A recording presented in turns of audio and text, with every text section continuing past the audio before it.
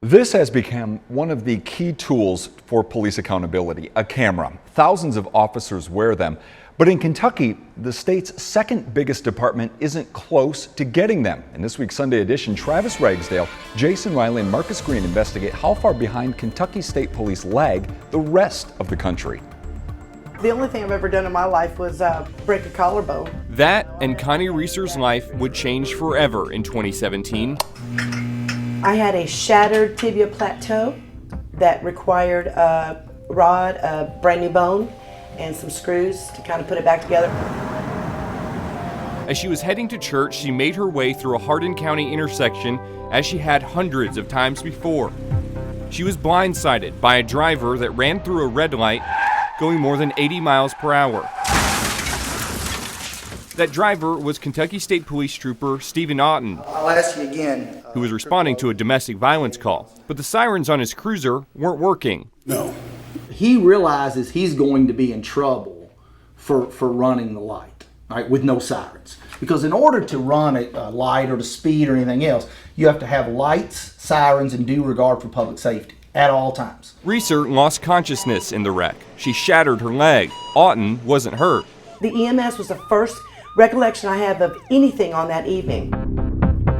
He knows that she has no idea what happened. He knows. And so Otten blamed Reesor, claiming she ran a red light. That kind of stuff happens every day. I mean, it's the officer says this is what happened, and if you don't have any proof otherwise, his word becomes gold. Otten's cruiser had no dash camera, and KSP troopers don't wear body cameras. And this is not an isolated example of troopers trying to lie.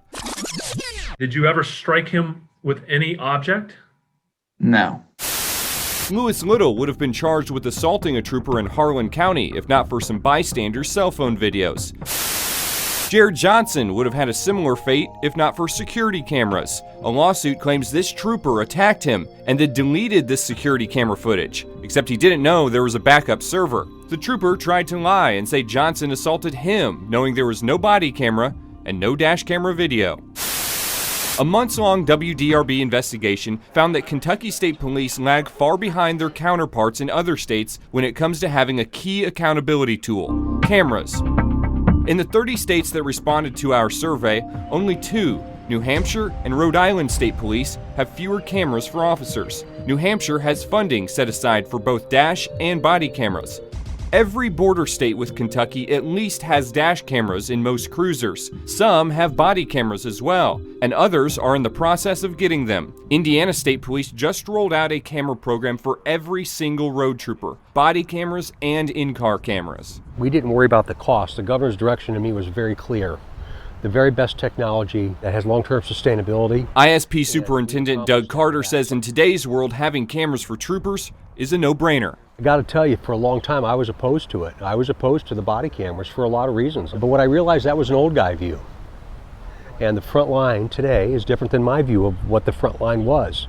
And I was wrong. For the 700 cars KSP has, there are 114 in-car cameras. They were purchased in 2019. Kentucky State Police declined to be interviewed for this story, but in a statement said in part, quote, KSP is meeting with various leadership committees to advocate for funding to be appropriated in the fiscal year 2023 to maintain and strengthen its essential workforce, which will, in turn, improve public safety, maintain critical services, and better reflect the diverse communities that KSP serves, end quote. It protects everybody. Not only does it protect citizens, it protects law enforcement. And that was a key for ISP's Carter. We've had a couple of situations where people have made allegations against one of our troopers, and we've said, no, wait a second. Wait a second. We're not sure that maybe you saw it or heard it the way that it actually occurred. Let's look at the body camera footage or the in-car camera footage. While Kentucky State Police get left behind by their counterparts, people like Reesor are left to hope their word holds up. Yes, sir. I have a high respect for law enforcement. And that kind of shattered me just a little bit on what actually goes on out there. Reesor eventually sued and was awarded more than $1 million. In spite of the lies Otten told, he was promoted about a month after the wreck. I was a little bit worried because I thought my grandkids, I can't run with them.